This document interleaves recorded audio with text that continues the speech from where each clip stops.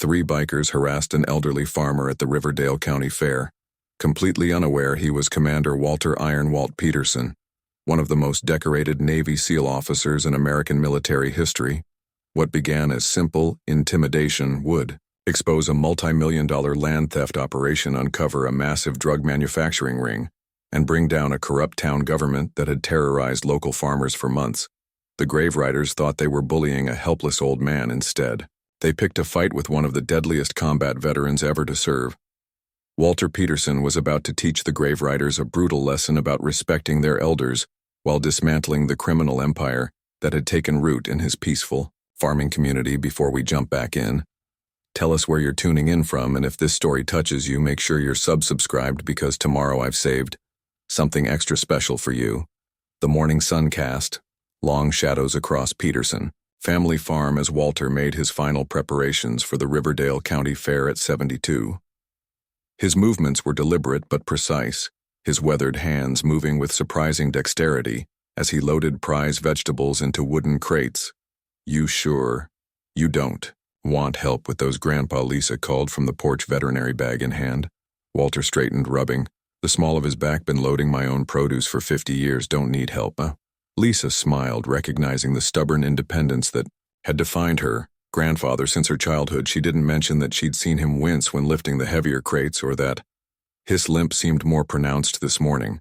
Some battles weren't worth fighting, just came to say, "I'll meet you there. Got an emergency call at the Murphy place, their prize bull is having trouble." Walter nodded. "I'll save you some of Julia's apple pie," as Lisa drove away. Walter allowed himself a moment of stillness, surveying the 100 acres that had been in the Peterson family for 4 generations. The land was in his blood, had been since he returned from service 20 years ago, the 30 years before, or that those belonged to the Navy, to his SEAL team, to his country. He flexed his right hand, unconsciously feeling the familiar stiffness in the 2 fingers that had been broken during an operation in Bosnia. Some scars never fully healed. The Riverdale County Fair was alive with activity when Walter arrived, parking his weathered pickup at the far end of the field. The agricultural exhibition tent was already crowded. Farmers was proudly displaying generations of careful cultivation. Walter nodded to familiar faces as he carefully arranged his heirloom tomatoes and specialty peppers. "Those black crims are looking good this year," Walt called Leonard Kim, examining the dark, flavorful tomatoes. "Think you might finally take best in show from me." Walter allowed himself a small smile. "You've had that ribbon for 15 years, about time." Someone else had a doctor. Anthony Kim laughed, adjusting his glasses. "Dad's already planning his acceptance speech. How's Lisa doing at the clinic?" Walter asked, changing the subject. "She's a natural best vet." This county's seen in decades. Their conversation was interrupted by the distinctive rumble of motorcycle engines, the sound cutting through the cheerful noise of the fair. Walter turned slightly, watching as 3 motorcycles roared through the main entrance, cutting between families and forcing people to jump aside the grave riders. Their leather cuts displayed the gang's emblem, a stylized skull astride a motorcycle. Walter had seen them around town increasingly over the past few months, always where they weren't wanted trouble. Dr. Kim muttered, his normally friendly expression hardening. "Sheriff Thompson needs to do something about them before someone gets hurt." Well, said nothing, but his eyes tracked the 3 men as they dismounted, their body language broadcasting aggression and entitlement. The leader cutter, according to the patch on his cut, scanned the crowd with practiced intimidation. The other 2 flanked him, creating a wedge formation as they moved through the fairground. "I should find Julia," Dr. Kim said as fair organizer. "She'll want to alert security." Walter nodded absently, continuing his methodical arrangement of produce while maintaining peripheral awareness of the bikers' movements. Old habits died hard. 20 minutes later, Walter was helping elderly Dorothy Miller set up her prize-winning jam display when raised voices caught his attention. The bikers had cornered Julia Washington near the refreshment stand, their stance deliberately intimidating. "Our county fair is a family event," Julia was saying, her voice firm despite her evident discomfort. "We'd appreciate if you'd respect that." Cutter stepped closer, invading her personal space. "Public event ain't it. We're just enjoying the local culture.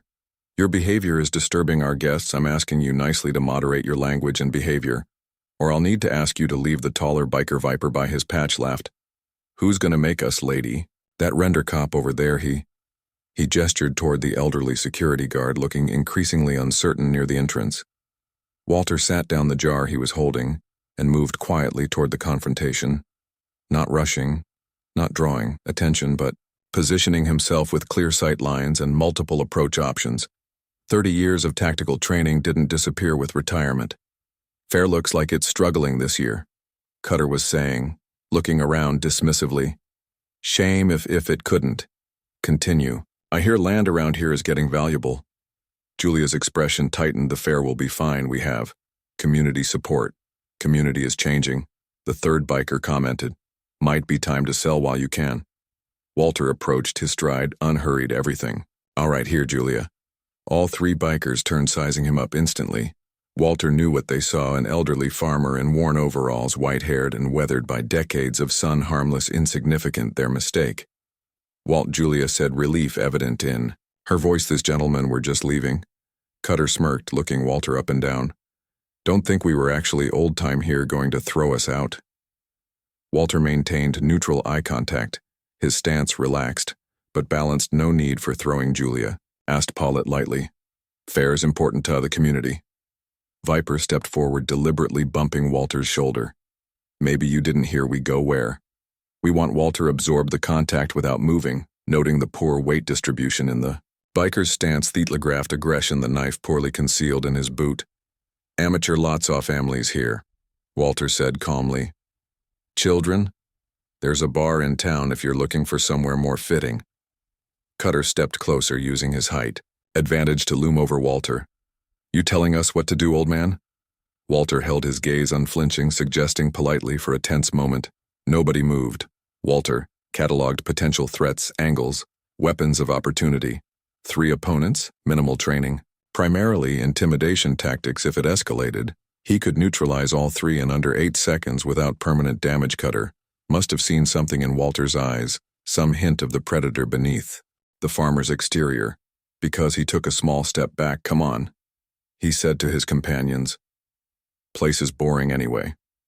We'll come back when there's something worth seeing. As they turned to leave, Viper deliberately knocked over a display of homemade pies. Oops, he sneered, crushing one under his boot.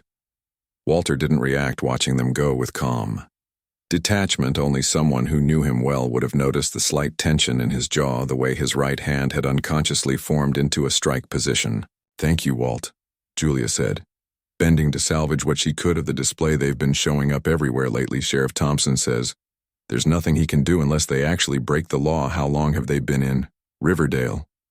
Walter asked, helping her restore order. About 4 months, ever since that developer started buying properties. Probably just coincidence. Walter raised an eyebrow. What developer? Bennett. Harold Bennett. Valley Vista Development. Been buying up foreclosed farms, offering cash to struggling owners, planning some kind of resort community. According to Mayor Parker, Walter filed away the information Lisa mentioned. The Murphy place was having trouble. Julia nodded. Bennett's been after that land for months. It borders the reservoir, prime location for his plans. Before Walter could respond, Sheriff Thompson approached, his expression sour. Heard we had some trouble. Grave riders again? Nothing we couldn't handle, Julia replied. The sheriff glanced at Walter. Peterson, sticking your nose in again, Walter shrugged. Just helping a neighbor. These bikers aren't some barn cat stuck in a tree. They're dangerous men. Leave the law enforcement to professionals. Walter nodded agreeably, though his eyes remained cool. Of course, Sheriff. As Thompson walked away, Julia sighed. He's been different since Bennett came to town. Used to be a good sheriff. Money changes people, Walter replied, watching Thompson's retreating figure with thoughtful eyes. The rest of the morning passed without incident. Walter won second place for his heirloom tomatoes. Leonard Kim claiming first as expected, and the community meal was in full swing when Lisa finally arrived, looking tired but satisfied. Bull's going to be fine, she reported, accepting a plate of food. From her grandfather, though. I had to tell Greg Murphy that he's lucky it wasn't worse. Heard Bennett's been pressuring him to sell. Walter, commented. Lisa's expression darkened. Everyone's talking about it. 6 farms sold in 4 months, 2 more in foreclosure. People are worried those bikers showed up around the same time, the grave riders. Lisa lowered her voice. I treated one of their dogs last month, Viper. I think they call him the way he talked. I got the impression they're working for someone, acting as muscle. Walter nodded, pieces beginning to fit together in his mind before he could respond. A commotion erupted near the parking area. The unmistakable sound of motorcycle engines more than before, followed by breaking glass and alarmed shouts. "Grandpa, don't," Lisa said, recognizing the look in his eyes. Let the sheriff handle it. But Walter was already moving his pace, unhurried but purposeful. The grave riders had returned, 8 of them, this time circling through the parked vehicles, knocking over displays, creating chaos. Sheriff Thompson was nowhere to be seen. Walter approached as they surrounded Charlie and Margaret Foster, an elderly couple trying to reach their car. Charlie stood protectively in front of his wife, clutching his walking stick with shaking hands. "Please," Margaret was saying. "We just want to leave." Cutter revved his engine, the noise deafening. "What's that? Can't hear you." Grandma Walter stepped into the circle. "That's enough."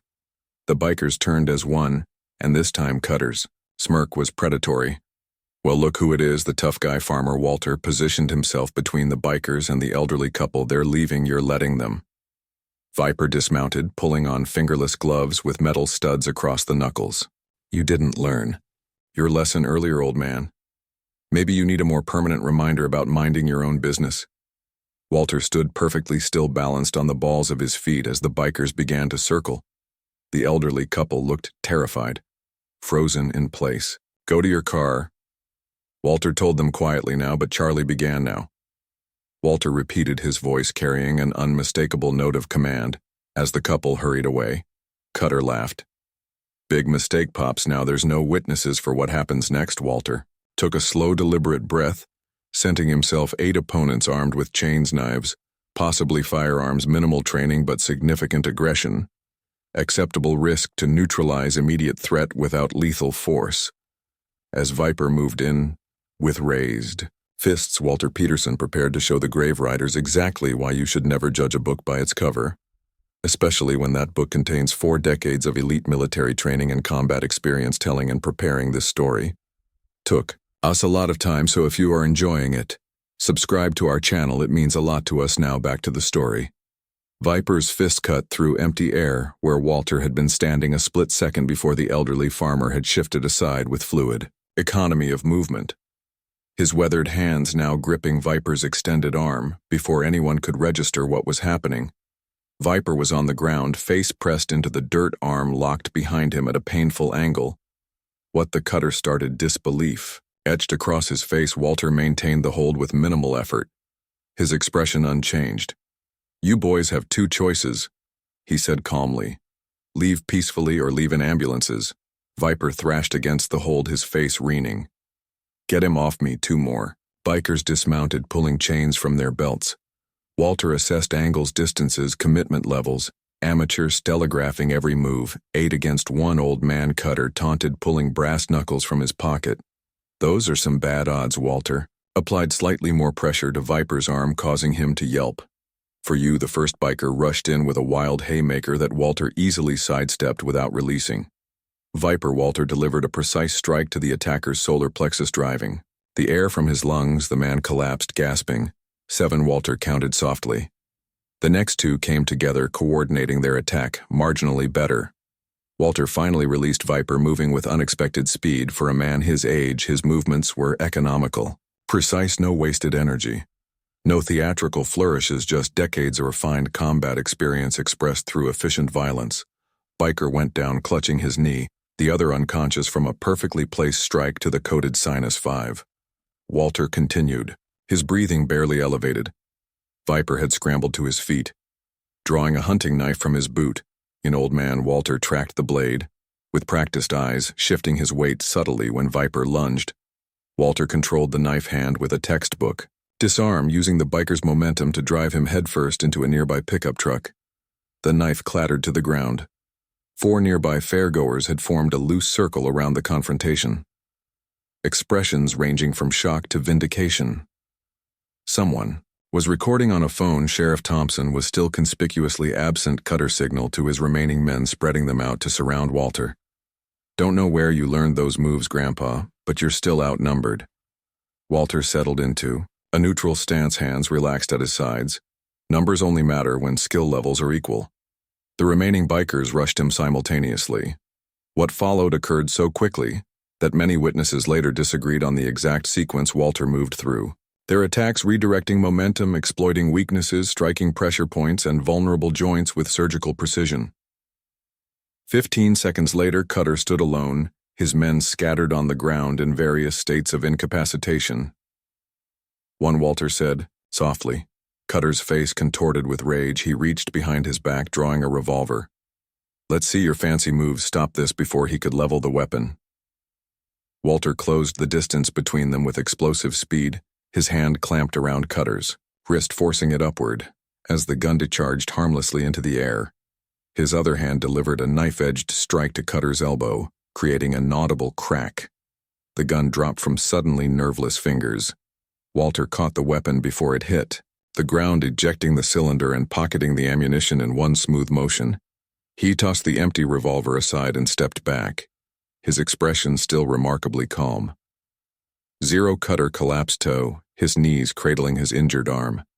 Who the hell are you? Before Walter could answer, Lisa pushed through the crowd, her face pale with concern. Grandpa, are you hurt?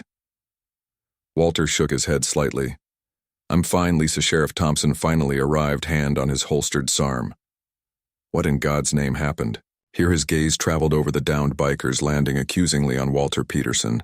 Should have known these men were threatening fairgoers, Walter explained evenly.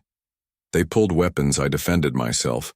Deputy Veronica Sanchez was already checking the injured bikers. This one's got a gun. Sheriff, she called, securing Cutter's revolver. They attacked Mr. Peterson, Margaret Foster said, stepping forward. We all saw it. He was protecting us. Several phones were raised, video evidence clearly visible on their screens. Thompson's expression soured further. Get these men medical attention. Ordered, then turned to Walter. As for you, I'll need a statement down at the station. That won't be necessary. Came a firm voice from the crowd. Dr. Kim stepped forward. I witnessed the entire incident.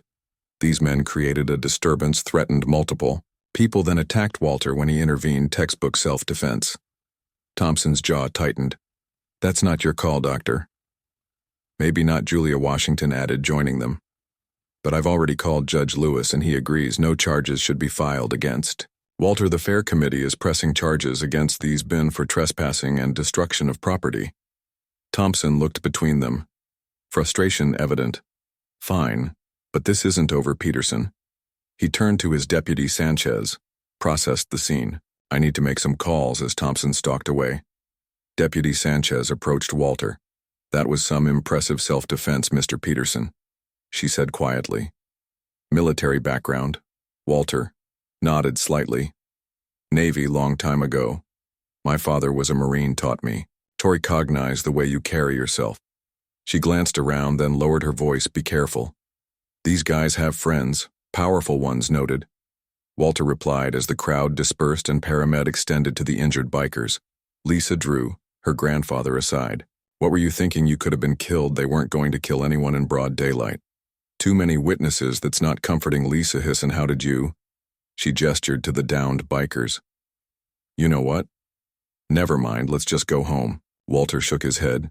Need to finish things here. Award ceremonies in an hour. Lisa stared at him, incredulously. You just took down 8 bikers, and you're worried about a tomato contest. Worked hard on those tomatoes, Walter said with the ghost of a smile. Later that afternoon, Walter sat on his porch nursing a cup of coffee and watching the sunset paint the fields gold. The ribbon for second place lay on the table beside him. Leonard Kim had indeed taken first, as tradition demanded. Lisa stepped outside, setting a plate of sandwiches next to him. You should eat something. Not hungry. You should still eat. She sat beside him. You're lucky Thompson didn't arrest you. Walter shrugged. Would have been bad. Optics, too many witnesses. That's not the point. Lisa took a deep breath. Those men weren't just random troublemakers, were they? You've been watching them for weeks. Walter met her gaze. Since they started showing up in town. Same time as Bennett's. Development proposals, same time. Sheriff started acting. Strange you think they're connected. No, they are. Walter took a sip of coffee. Heard rumors about strong-arm tactics on properties. Ben, at once foreclosures happening. Too conveniently, today confirmed it. Lisa leaned forward. Grandpa, This isn't one of your missions. These are dangerous people, so am I. You're 72 years old, Walter set down his cup. Aged doesn't make danger disappear. Lisa just changes the approach before she could respond. A truck pulled into the driveway, Deputy Sanchez's personal vehicle. Walter stood as she approached the porch. Deputy didn't expect a house call. Sanchez glanced around nervously. This isn't official. I'm off duty. She lowered her voice. You need to be careful. Mr. Peterson, sheriff made some calls after you left, own to Mayor Parker and another to Harold Bennett. Walter nodded. Unsurprised. How long have you known they were working together? Suspected for months. Bennett arrives suddenly. Thompson's enforcing code violations on farms. Bennett wants tax reassessment, targeting specific properties. I started keeping records, but she shrugged helplessly. Who would I report it to? Thompson's the highest law here, and the state police need evidence. Lisa looked alarmed. Are you saying the sheriff is incorrupt? I'm saying something's not right. Sanchez replied carefully. And today, Mr. Peterson embarrassed some people who don't like being embarrassed. Walter gestured to the porch swing. Sit down. Deputy, tell me everything you know about Bennett's operations across town. Cutter, Morris, Satin, Harold Bennett's a opulent office, his arm in a makeshift sling, his pride in worse shape than his elbow. Warren Bennett paced behind his father's desk, face flushed with anger. You idiots, couldn't handle one old man. Warren demanded. He wasn't just some farmer. Cutter growled, moved like military special forces. Maybe. Harold Bennett remained calm, fingers steepled. Walter Peterson served 30 years in naval special warfare, retired as a commander. The room fell silent. You knew? Cutter asked. Finally, I make it my business to know everything about the properties I acquire, Bennett replied smoothly. Peterson's farm sits on the most valuable land in the valley, controls the water rights for half the county, so he's just another holdout. Warren said dismissively. We've dealt with those before. Bennett shook his head. Peterson's different. No financial pressure points, no family except the granddaughter, no vices to exploit. Everyone has a weakness, Cutter said, adjusting his sling. Bennett smiled. Thinly indeed. Find his in the meantime. He pushed a folder across the desk. We have more pressing concerns. The Murphy property closes next week. Their foreclosure is proceeding nicely thanks to our friends at the bank and the timetable for the processing facility. Warren asked on schedule. Our associates are satisfied with the progress, however. Bennett's voice hardened. This incident with Peterson needs to be contained. Sheriff Thompson will handle the legal side, but we need to ensure there's no further public disruption, particularly with our investors visiting next week. Cutter nodded grimly. I'll make sure Peterson gets the message clearly and permanently. He flexed his good hand. No one humiliates the grave riders and walks away. Just be discreet. Bennett cautioned. No direct connection to us. We've invested too much to jeopardize everything over one stubborn old man. After Cutter left, Warren turned to his father. You sure about this? Maybe we should just find another property for the processing. Bennett shook his head. The location is perfect, isolated access to water central, to distribution room. Besides, we've already begun construction of the processing facilities beneath the old Murphy barn. Peterson's a problem. Peterson's a detail. Bennett corrected. One that will be dealt with. He may have been a formidable operator once, but no, he's just an old man with a farm. Nobody walks away from $15 million Warren, nobody back at the Peterson farm. Walter hung up the phone, his expression grim. Lisa and Deputy Sanchez looked at him expectantly. That was Stanley. He said he's coming in tomorrow. Your old teammate? Lisa asked. Why? Because I asked for help. Walter replied simply. He turned to Sanchez. Deputy, I need you to do something for me, completely off the books. Sanchez hesitated, then nodded. What do you need? Information. Everything you can get on Bennett's development plans, proper property records, permit applications, water rights filings, anything related to the Murphy farm. Specifically, I can do that, but why the Murphy place? It's not even the largest property. He's acquiring. Walter's eyes narrowed. Location, it's isolated, backs up to national forest land, sits on the main watershed. And Greg Murphy mentioned something about unusual truck traffic at night, construction that doesn't match what's on the permits. You think they building something illegal? Lisa asked. Don't know yet, but we're going to find out. Walter stood wincing slightly as his body reminded him he wasn't 25 anymore. Bennett made a mistake today. What's that? Sanchez asked. Walter's expression hardened. He sent those bikers to intimidate my neighbors, made it personal. He looked out toward the darkening fields. I was content to live quietly. Not anymore as night fell over. Riverdale lights burned late in 3 locations. Walter Peterson's farmhouse where a former SEAL commander began planning an operation against an enemy on his home soil. Harold Bennett's office where a corrupt businessman plotted to eliminate an unexpected obstacle, and the Murphy barn where, under cover of darkness, workers continued constructing something that no agricultural permit could possibly explain. The bee battle for Riverdale had only just begun. Dawn broke over the Peterson farm as a dust-covered pickup truck rumbled up the driveway. The driver, a weathered man in his 70s, with military straight posture, cut the engine and surveyed the property with practiced eyes before stepping out. Stanley Wilson might have traded his tactical gear for flannel and jeans 20 years ago, but the watchful alertness of a career operator remained. Walter emerged from the barn, wiping his hands on a rag. The 2 men regarded each other for a moment before Stanley broke into a grin, still up with the sun.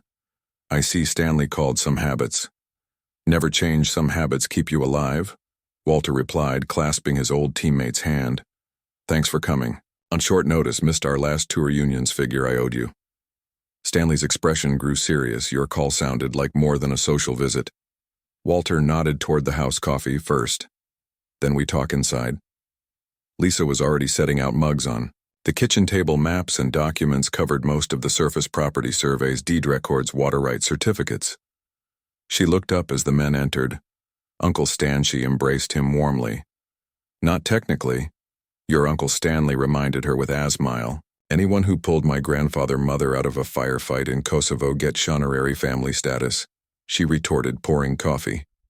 Stanley examined the papers spread across the table, doing some light reading on property law. Walter tapped a topographical map of the county. Bennett's land acquisitions over the past 6 months, all strategic, all surrounding the watershed. He indicated marked properties. Murphy's farm is the latest target, going into foreclosure next week. Something's happening there that doesn't match the permits. You could have just retired to Florida like a normal person. Stanley sighed, studying the map. What's your intel? Walter slid over a folder. Deputy Sanchez brought these last night. Satellite images of the Murphy property construction. Doesn't match any filed permits. Too much equipment for a simple barn renovation. Heavy security, unusual hours. Stanley whistled softly, and the local law compromised sheriffs on Bennett's payroll along with the mayor. What about state police? No hard evidence yet, just pattern, suspicious timing, harassment of landowners. Stanley leaned back, assessing his former commander and a biker gang that made the mistake of picking a fight with you. Walter's expression tightened. They targeted civilians. Made it my business. From what Lisa tells me, you haven't lost your touch. Walter dismissed the comment with a shrug. They weren't professionals, professional enough to run interference for whatever Bennett's building. Stanley studied the satellite images. This level of security isn't for a resort development. What's his background? Lisa pushed forward. Another file. Former real estate developer from Chicago, moved west 5 years ago. Started small by buying distressed properties. Last year, he began focusing exclusively on our county. Deeper research shows connections to investment groups with questionable funding sources. Stanley raised an eyebrow at Lisa. You did this background check. I have a friend at the county assessor's office, she explained. Plus, feds hear things people talk while their animals are being treated. A knock at the door interrupted them.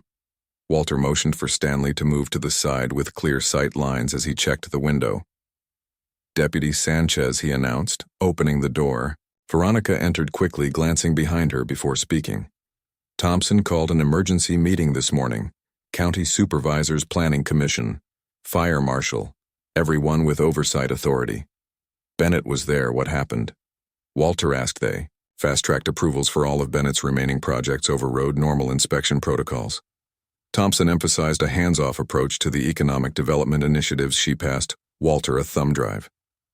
I managed to copy some files before they locked down the systems. They're moving up their timeline. Stanley stepped forward. Deputy Sanchez. Stanley Wilson, another SEAL, she asked, noting his bearing. Former. Now I just fish and complain about my arthritis. His casual tone bellied the sharp assessment in his eyes. What's your stake in this, my father? Was career military raised me to recognize when something's wrong. She faced Walter. There's more. Bennett having a reception tonight for investors at his estate. Flight manifests show private jets arriving from Miami, Chicago, and Tijuana. Walter and Stanley exchanged glances. Cartel, Stanley said quietly, we need to see what's on the Murphy property. Walter decided tonight, while they're distracted with their reception, I can create a diversion. Veronica offered, schedule extra patrols away from that area. Walter shook his head. Too risky for your career. Just give us the patrol schedules, we'll handle the rest. Not we, Lisa interjected. You're not going alone. This isn't your fight, Walter said firmly. It became my fight when they targeted my home and my patients. She held up her phone showing veterinary appointments. I have legitimate reasons to visit neighboring farms, including the Johnson property that borders Murphy's. No. One questions the vet making house calls. Stanley grinned. She's definitely your granddaughter, Walt. Walter considered, then nodded reluctantly. Reconnaissance only. You stay on the Johnson property. Take photos if possible, but priority is staying undetected. What about me? Veronica asked. Information. Keep your eyes and ears open at the station. If Thompson mobilizes suddenly, we need to know. As they finalized plans, Stanley moved to the window, scanning the road beyond the farm. You've got company, he announced. Black SUV just parked at your gate. Walter joined him, recognizing the vehicle. Ben's son Warren. Lisa tensed. Should we call? No, Walter interrupted. Let's hear what he has to say. Warren Bennett strode up the path with the confidence of a man accustomed to intimidating others. He wore an expensive suit despite the rural setting, his manicured appearance at odds with the working farm. Walter met him on the porch stance, relaxed but positioning himself between Warren and the door. Mr. Peterson began his smile, not reaching his eyes. I'm Warren Bennett, Valley Vista Development. I know who you are, Walter replied evenly. Warren's smile faltered slightly. I wanted to personally apologize for yesterday's unfortunate incident at the fair. Those men acted entirely on their own, not representing our company in any capacity. Your company employs the grave riders? Absolutely not, Warren said smoothly. Though we do contract various security services. Rest assured the individuals involved have been dealt with. Walter said nothing, allowing the silence to stretch uncomfortably. Warren cleared his throat. Actually, I came with a proposition. Valley Vista has been acquiring properties for a comprehensive resort development. Your land sits at a crucial juncture for our water management plans. Not interested in selling. Perhaps you haven't heard the terms. Warren withdrew an envelope. $15 million, 3 times market value plus lifetime accommodations at the resort's completed. Walter didn't take the envelope. My answer remains the same. Warren's pleasant facade cracked slightly. Mr. Peterson, this development will proceed with or without your cooperation. The county has already approved our infrastructure plans. You'll be surrounded by construction for years. Property values will fluctuate dramatically. Sounds like your problem, not mine. Warren stepped closer, lowering his voice. My father authorized this offer as a courtesy given your distinguished service record. It expires today, then it expires. Walter remained impassive. Your father knows where to find me if he wants to discuss this. Personally, Warren's jaw tightened. This is a mistake you can't afford to make. Not my first mistake, won't be my last. Walter turned to go back inside. We know about your granddaughter's veterinary practice. Warren called after him. Small businesses are fragile. Health inspections, licensing requirements, client relationships, so many things can go wrong. Walter stopped, turning slowly. Something in his expression made Warren take an involuntary step back. That sounds remarkably like a threat, Mr. Bennett. Warren recovered quickly. An observation about economic realities. Nothing more. Here's another observation. Walter replied, his voice dangerously calm. Men who threaten family discover that professional boundaries disappear. Combat rules of engagement no longer apply. Remember that before your next observation. Warren's face flushed. He dropped the envelope on the porch. The offer stands until midnight. After that, you deal with the consequences. As Warren stormed back to his vehicle, Stanley emerged from inside. Charming fellow, he just confirmed our suspicions, Walter said, watching the SUV depart. Bennett's desperate to secure this property quickly, and willing to threaten Lisa to get it. Stanley added grimly, "This just got personal." It was. "Always personal," Walter replied. Now it's urgent. Dusk settled Riverdale as Harold Bennett welcomed guests to his sprawling estate. Luxury vehicles lined the circular driveway, security personnel discreetly positioned throughout the grounds. Inside, waitstaff circulated with champagne among the region's financial and political elite. Bennett guided 3 men toward his private study, one in his 60s with the hard eyes of a former military man, another younger with the unmistakable alertness of cartel security, and a third impeccably dressed with the confident bearing of serious money gentlemen. Bennett said, closing the door behind them, "I assure you our timeline remains intact. The processing facility will be operational within 2 weeks." The older man, Alejandro Vargas, frowned. "We've heard concerning reports about local resistance, a former military operator causing problems." "A minor inconvenience," Bennett assured them. "One property owner refusing to sell. He'll be handled. Our investment is significant." The younger man noted coldly, "Delays are unacceptable." "There won't be any delays." Bennett insisted. "The distribution network is established, transport routes secured. Once the Murphy facility is fully operational, we'll be processing 200 kilos weekly." The well-dressed man, Ramon Diaz, studied Bennett carefully, and the local authorities fully controlled sheriff, mayor, county commissioners, all receiving appropriate compensation. This operator, Vargas pressed. "Who is he?" Bennett hesitated. "A retired Navy SEAL, Walter Peterson, owns the farm adjacent to our main processing site." Diaz's expression darkened. "You neglected to mention this complication in Miami because it isn't one." Bennett insisted. "He's just one Oldman. SEALs are never just anything." Vargas countered, "especially one smart enough to cognize our operation. He doesn't know anything." Bennett assured them he's simply refusing to sell his property. "Ensure it stays that way." Diaz ordered, "Our organization has invested $20 million in this operation. If this Peterson becomes a genuine problem, eliminate him quietly." Bennett nodded, reluctantly, "Of course, but there are other approaches. We didn't partner with you for your conflict resolution skills."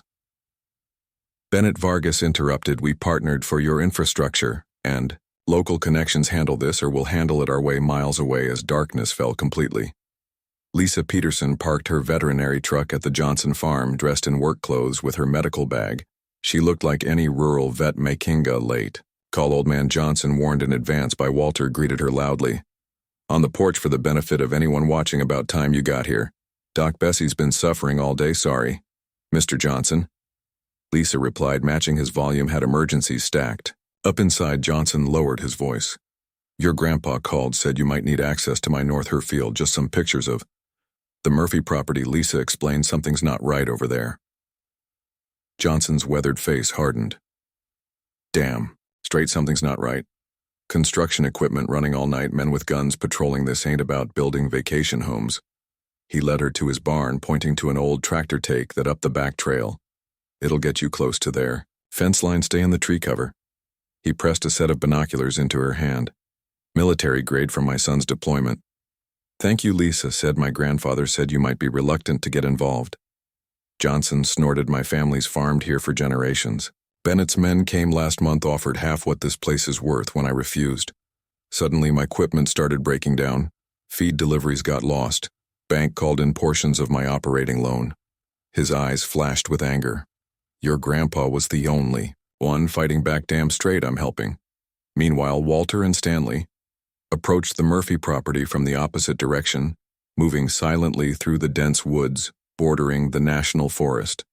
Both men wore dark clothing, carrying minimal equipment: night vision binoculars, compact cameras, small packs like old times.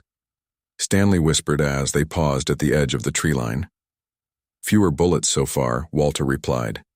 Studying the property through his monocular, the security was immediately apparent. Motion sensors mounted on trees, infrared cameras covering approaches, armed guards patrolling in pattern consistent with professional security training, all for what was supposed to be a simple barn renovation standard perimeter. Stanley observed. "But look at the power lines." Walter nodded. "Industrial capacity. Electrical service recently installed, far more than needed. For agricultural purposes, they've expanded below ground." Walter noted, indicating fresh soil subsidence patterns around the barns, foundation using the existing structure as cover. They watched as a truck arrived backing up to a loading dock, disguised as a typical barn-and-trance workers, unloaded chemical containers and industrial equipment, all while armed guards maintained watchful positions. That's hydrochloric acid. Stanley identified industrial quantities along with processing equipment. This isn't a resort. They're building drug processing facility. Walter confirmed, grimly large scale, using the water from the reservoir for cooling and waste disposal. Stanley captured photos with a specialized camera. Explains why. They need your water rights and why they're rushing the timeline. Let's move closer. Walter decided. Need to see how far along the construction is. They advanced, methodically using natural cover and timing movements between guard rotations. Decades of operational experience guided every step, their movements nearly silent. Despite their age, at the edge of a drainage ditch, they paused as voices approached. Two guards engaged in casual conversation. Shipment. Coming tomorrow night, big one. Why the rush? Thought we weren't operational for another 2 weeks. Plans changed after yesterday. Old man at the fair caused problems. Boss wants to accelerate everything. Get the first batch processed before anyone starts asking questions. What about the old guy being handled tonight? Separate team, professional job. Looked like a home invasion gone wrong. Walter and Stanley exchanged glances. The same thought evident. Lisa was alone. The farm need to abort, Stanley whispered now. Walter was already reaching for his phone to warn Lisa when a sudden burst of light flooded the area. Portable floodlights activating throughout. The property security breach at the perimeter, a voice shouted over radio's northwest sector. Not us. Walter muttered, scanning the area. Someone else triggered their systems. A burst of gunfire erupted from the direction of the Johnson property, followed by shouting Lisa's direction. We need to move, Walter said, already turning toward the sounds now as they retreated into the woods. The Murphy property erupted into chaos. Guards mobilized, vehicles started, radios crackled with urgent communications. Something had gone every wrong, and somewhere in that chaos was Lisa. Walter and Stanley moved rapidly through the darkness, navigating by memory and instinct toward the Johnson property. The sounds of commotion behind them faded as they put distance between themselves and the Murphy facility. Think it's a diversion? Stanley asked, his breathing controlled despite their pace. Walter shook his head. Too chaotic. Someone else blundered into their security. They paused at a ridgeline, gaining the high ground to assess the situation through night vision. Walter could make out movement at the edge of Johnson's north field, 2 figures dragging a third toward a vehicle. Lisa, he breathed, spotting the familiar outline of his granddaughter's jacket without discussion. Both men accelerated their approach, angling to intercept before the kidnappers reached their vehicle. Walter pushed aside the pain flaring in his knee. Focusing on closing the distance, age might have diminished his speed, but it hadn't touched his determination. The 2 men were muscled-in forces, not grave riders, but professionals in dark tactical clothing. They had Lisa between them. Her movement sluggish, possibly drugged or injured. Walter signaled to Stanley, initiating a coordinated approach. They'd executed countless times in their operational days, moving in perfect silence. They separated to create a crossfire situation. The first kidnapper noticed something at the last moment, reaching for his weapon, but Walter was already in motion. A precise strike to the brachial nerve plexus rendered the man's arm useless. The second assailant managed to partially draw his weapon before Stanley incapacitated him with a throat strike that cut off both air and sound. Lisa collapsed as her captor fell. Walter caught her, lowering her gently to the ground as Stanley secured the attackers with zip ties. Lisa, Walter said urgently, checking her pupils. Can you hear me? She mumbled something incoherent. A small dart visible in her neck. Stanley plucked it out carefully. Tranquilizer, he noted, examining IT professional gear. Not cartel standard issue. Grandpa. Lisa's voice was slurred. They came from nowhere. Johnson, where is he? Walter asked, scanning the area. Barn. She mumbled, they shot him. Walter's jaw tightened. Get her to the truck, he told Stanley. I'll check Johnson. Walt, 2 minutes, Walter promised. Already moving toward the barn. Inside, he found Johnson on the floor, blood pooling. Beneath him, the old farmer was still conscious, grimacing in pain. Peterson, he gasped, but got my girl, she's safe. Walter assured him, checking the wound through and through in the shoulder, messy but not immediately life-threatening. Who Who did this, professionals? Johnson wheezed, not the bikers. These guys knew what they were, doing military or close to it. Walter applied pressure to the wound with a cloth from his pocket. Bennett's escalating. Not just Bennett, Johnson. Managed heard them talking. Someone else involved, bigger than we thought. A vehicle engine roared to life. Outside, not Stanley's. Walter tensed, but Johnson gripped his arm. Go, the farmer insisted. I'll be fine. You need to protect your granddaughter. Walter hesitated only briefly before nodding. I'll send help. Hold on, Johnson, outside. Walter rejoined Stanley. At their concealed vehicle, Lisa was in the back seat, beginning to regain her faculties. Johnson's alive, Walter reported. Shoulder wound, need to get him medical attention without alerting Bennett's people or these guys' friends. Stanley added, indicating the zip-tied kidnappers stashed in the brush. We can't take them with us and we can't leave them to be found. Walter studied their tactical gear, noting the absence of identifying marks. Checked their phones. We need to know who they're reporting to. Stanley patted down the unconscious men, retrieving 2 encrypted smartphones, military-grade communication devices. These aren't local muscle, Walt. A decision crystallized in Walter's mind. We're blown. Whatever. Bennett's planning is happening. Happening now. Not in 2 weeks. He pulled out his own phone. Time to bring in someone Bennett won't expect. An hour later. Dr. Anthony Kim finished bandaging Johnson's shoulder in the back room of his private clinic. The elderly farmer was stabilized, medicated, and resting. As Dr. Kim joined Walter, Stanley, and a more alert Lisa in his office, he'll recover, Kim assured them. But he needs a hospital eventually. I can only do so much here, thank you. Walter said, I know the risk you're taking. Kim's expression hardened. Bennett threatened to revoke my license last month when I questioned the health impact of his development on our water supply. This isn't just your fight, Walter. It's about to get more complicated, Walter warned. Turning to Lisa, tell us exactly what happened. She straightened, her training as a veterinarian helping her describe events clinically, despite the trauma. I was photographing the new construction at Murphy's property. 2 men intercepted me as I was returning to Johnson's barn. They were waiting like they knew I'd be there. Professional takedown. No wasted movement. No unnecessary force. Did they say anything? Stanley pressed. Just that the assets were being moved tonight and that I was insurance to keep my grandfather. Cooperative. Lisa rubbed her neck where the dart had struck. They weren't grave riders or local criminals. These were trained operatives. Walter's phone buzzed with an encrypted message. Veronica's contact at the airport confirms 3 private jets filed flight plans for tonight, leaving within the hour. They're pulling out. Stanley concluded, abandoning the operation or relocating. It, Walter countered.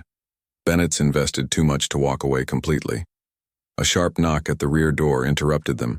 Dr. Kim checked the security camera before admitting Deputy Sanchez, who entered quickly, still in uniform. Thompson's mobilized the entire department, she reported without preamble. Set up checkpoints on every road leaving town. He's issued bolo alerts for both of you. She indicated Walter and Stanley. Charges of trespassing, assault, and terrorism. Terrorism, Lisa echoed incredulously. Claims you sabotaged critical infrastructure at Murphy's farm. Veronica's expression was grim. It's a pretext to shoot on sight. Thompson's deputies have been issued rifles and ordered to consider you armed and extremely dangerous. Walter absorbed this without visible reaction. Bennett's cleaning house, eliminating complications before his cartel. Partners arrive, they're already here. Veronica corrected. 3 men with diplomatic credentials from the Mexican consulate checked into the Grand Hotel this afternoon. Thompson assigned personal security to them.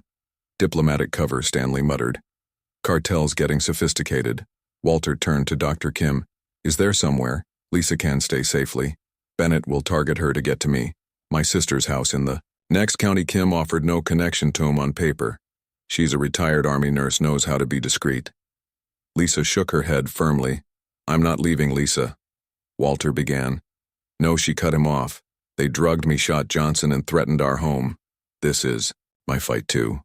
Walter recognized the same stubborn determination he'd seen in the mirror for decades. Fine. But you stay with Dr. Kim's sister until we determine our next move. Which is what exactly? Stanley asked.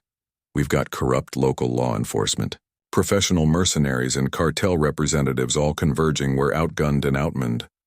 Walter's expression remained calm, but not outplanned. He turned to Veronica. Did your contact at the airport mention where those jets are headed? Nallis. Arizona, all three. Walter nodded, pieces falling into place. Bennett's note abandoning the operation. He's relocating it across the Mexican border where U.S. law enforcement can't reach it. The assets Lisa's kidnappers mentioned aren't people, they're equipment, the processing machinery. They're moving tonight, Stanley realized under cover of the manhunt for us. Walter studied the county map on Dr. Kim's wall. One main road south out of the county convoy of trucks would take that route to minimize attention. Thompson's checkpoint is there, Veronica pointed out. No way to get past it. We don't need to get past it, Walter replied. We need the checkpoint removed. He looked at Veronica. Can you reach those state troopers? You mentioned the ones you considered. Reporting Thompson to. Veronica hesitated, possibly. But without hard evidence, we have evidence now. Walters, Ed holding up the encrypted phones taken from Lisa's kidnappers, plus Johnson's testimony. Lisa's experience, and photos of the drug processing. Equipment enough to justify an investigation if they believe us. Veronica cautioned Thompson has connections at the state level too.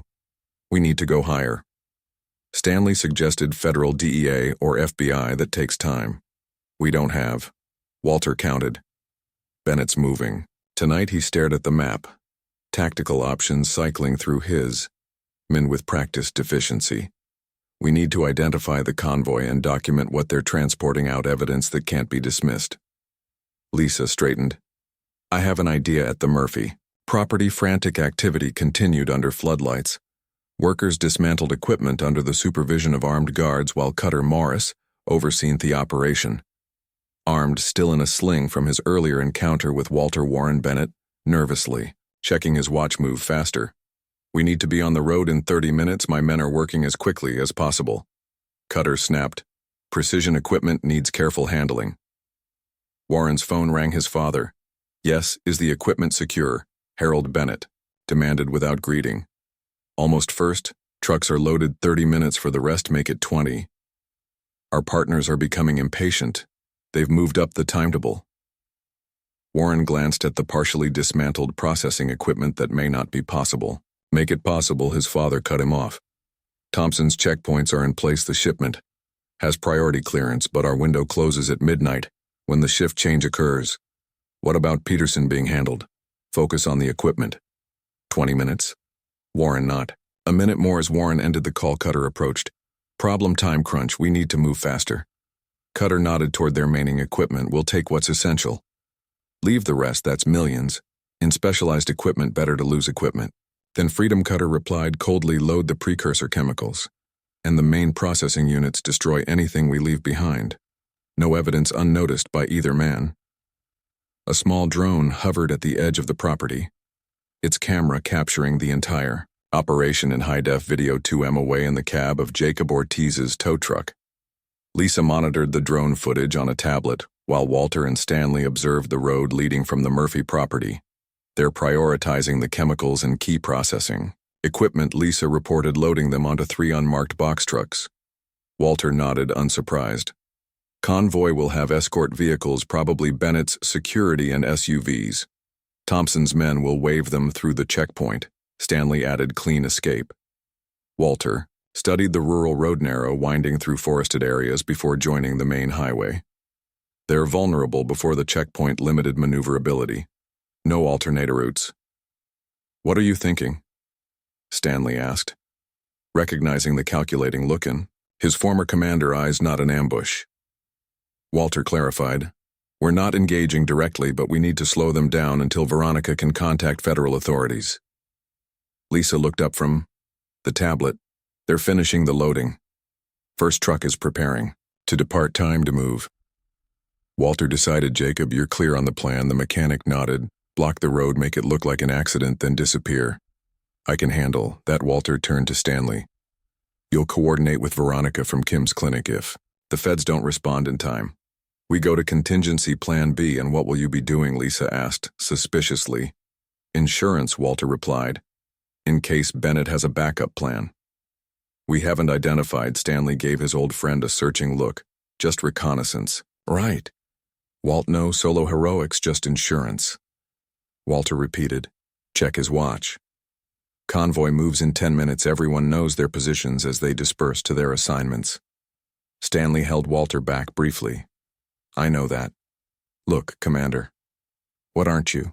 Telling us. Walter's expression remained impassive. Bennett made this personal. Stanley threatened my family, corrupted my town. I'm not letting him escape to start over somewhere else. Walt, I'm not planning anything stupid, Walter assured him. But Bennett needs to understand there are consequences. Sometimes sending a message is as important as making an arrest. Before Stanley could respond, Walter slipped away into the darkness, moving with the purposeful confidence of a man executing a carefully considered operation.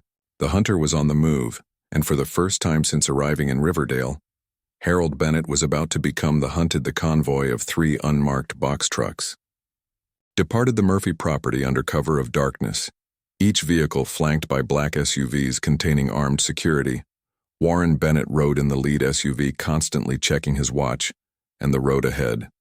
The entire operation's success now depended on a clean exit from Riverdale County 2 mile ahead. Jacob Ortiz positioned his tow truck at a sharp bend in the rural road with practiced deficiency.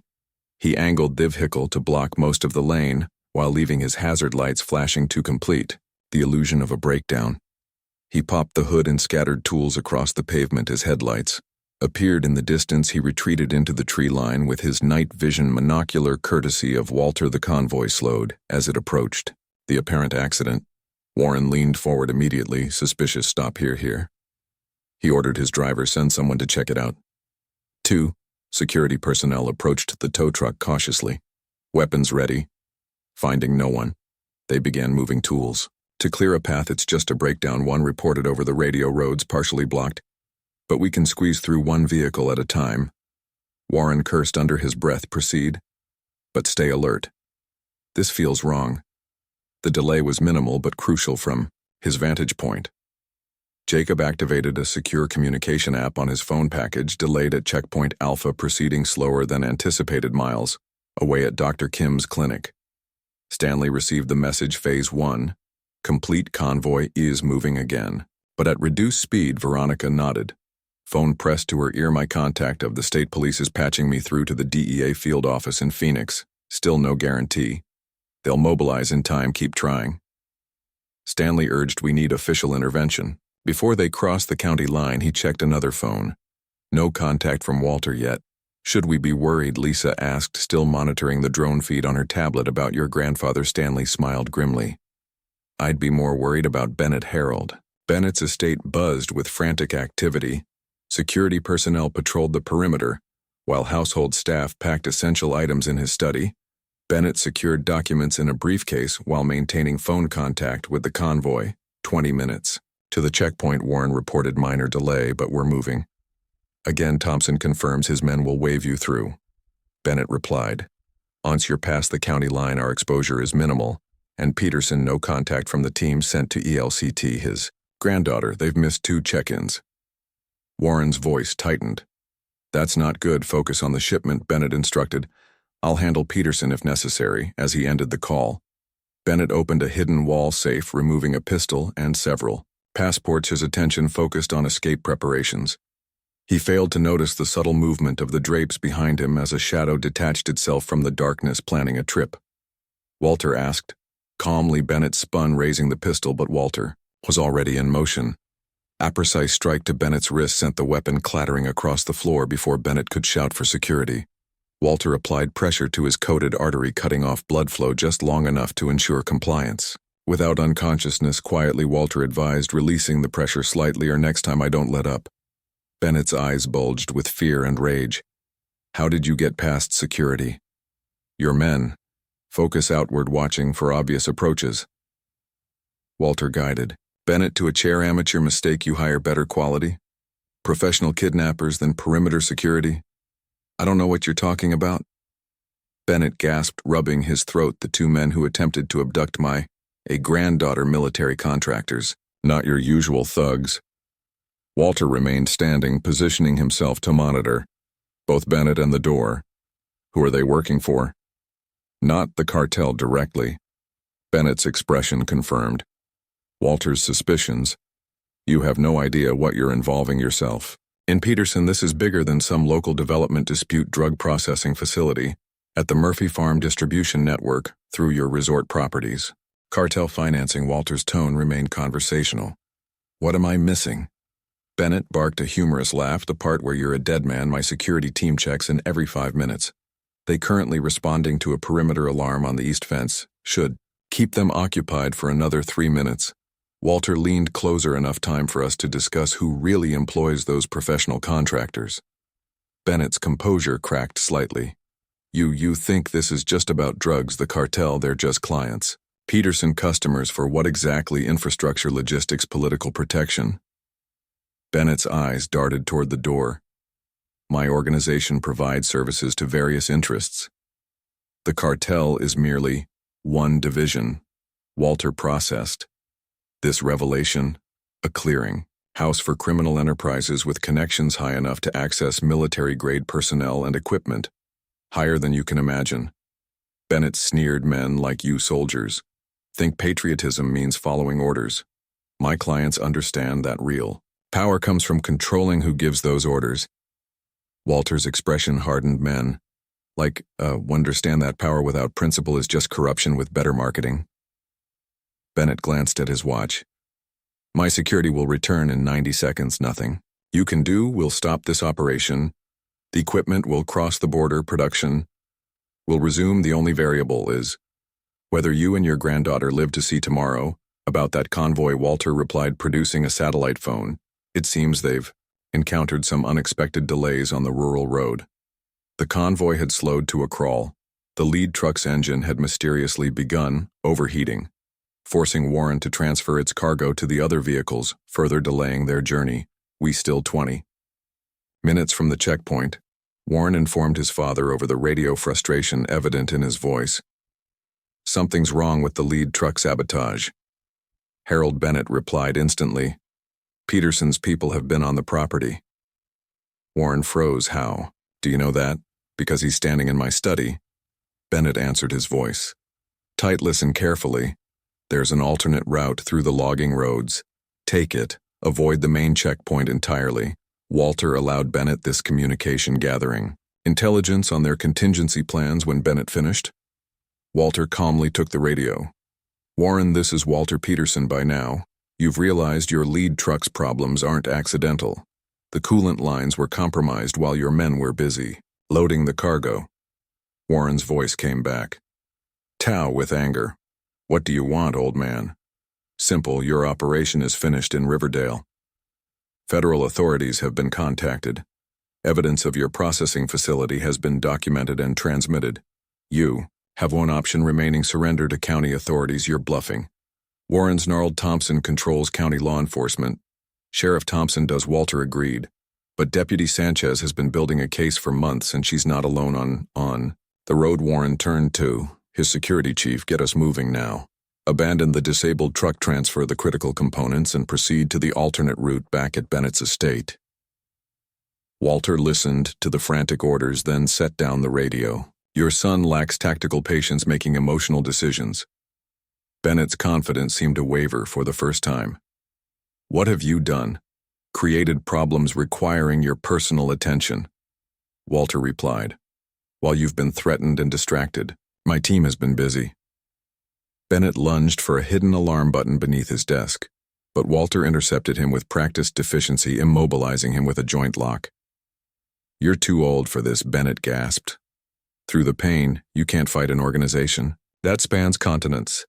I'm not fighting an organization, Walter replied, just the men who threatened my family and corrupted my town.